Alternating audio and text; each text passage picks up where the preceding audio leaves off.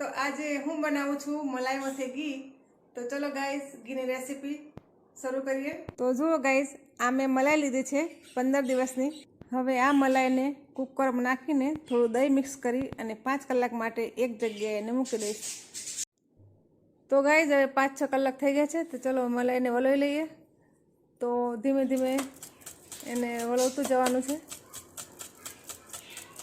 હળવા હાથે, અને મલાઈ વલોવા જાય એટલે માખણ બનીને ઉપર આવી જશે।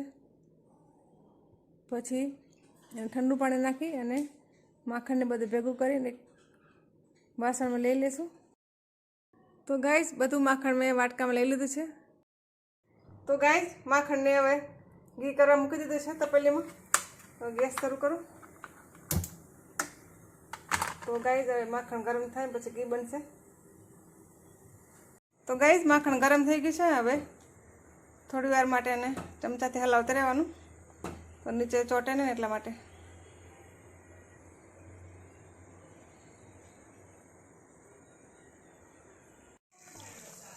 તો ગાઈસ ઘી બની ગયું છે। હવે આને ગાળણી મૂકીને બરણીમાં લઈ લઈએ ગાળીને।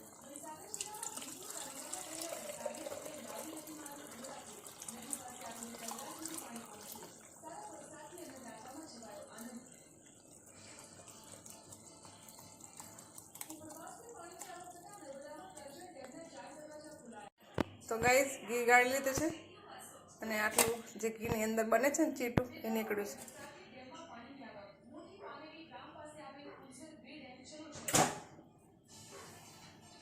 તો જુઓ ગાઈસ 15 દિવસની મલાઈ છે ને એનું 500 ગ્રામ ઘી બને છે।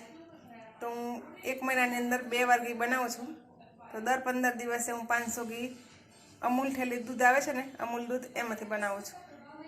તો ગાઈસ ઘરનું શુદ્ધ અને દેશી ઘી તૈયાર છે, એકદમ દેશી ઘી। ગાઈસ ઘી તૈયાર છે, ઘરનું ઘી શુદ્ધ અને દેશી ઘી।